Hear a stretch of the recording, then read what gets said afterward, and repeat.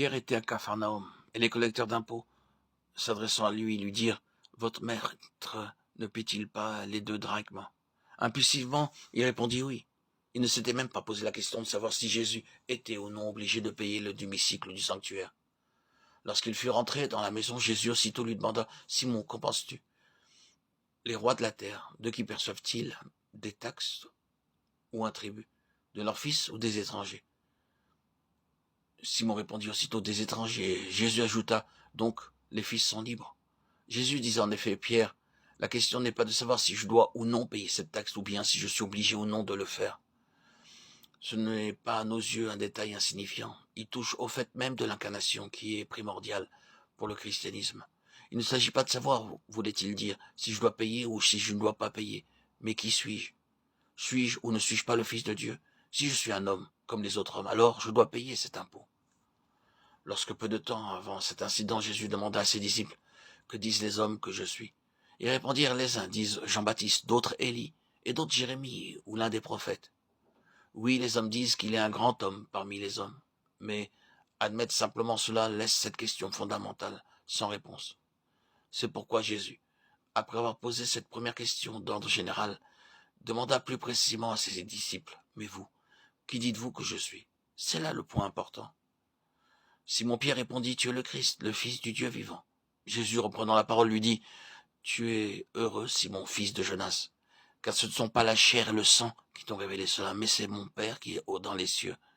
Et moi, je te le dis que tu es Pierre, et que sur cette pierre, je bâtirai mon église, et que les portes du séjour des morts ne prévaudront point contre elle. » Matthieu 16, 16.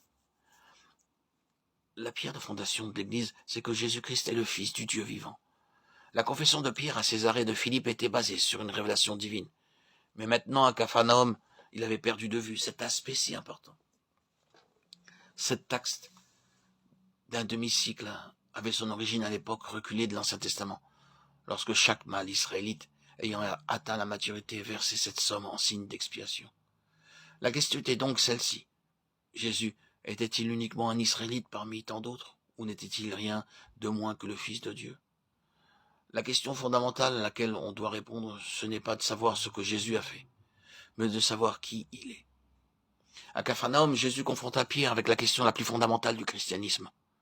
Cependant, ayant montré clairement à Pierre que, puisqu'il était le Fils de Dieu, il n'était pas obligé de payer cette taxe. Et comme son geste pouvait aussi être un sujet de trouble pour les autres, il dit à Pierre « Va à la mer, jette l'hameçon, et tire le premier poisson qui viendra. Ouvre-lui la bouche, et tu trouveras un stataire. Prends-le, et donne-le-leur pour moi et pour toi. » Matthieu 17, 27. Nous voyons dans cela un autre principe qui nous est enseigné. Même lorsque notre position privilégiée nous libère de certaines obligations, nous ne devons pas nous en abstenir à cause des autres. La crainte ne doit jamais être le motif de l'abstention de nos privilèges spirituels. Mais nous devons quelquefois les mettre de côté, pour ne pas être une pierre d'achoppement pour les autres. Dans le cas que nous considérons, il était nécessaire pour le Seigneur d'arrêter Pierre, parce qu'il s'agissait d'un principe fondamental qui était en jeu. Mais lorsque Pierre comprit la leçon, le Seigneur a laissé faire les choses, afin de ne pas offusquer les autres.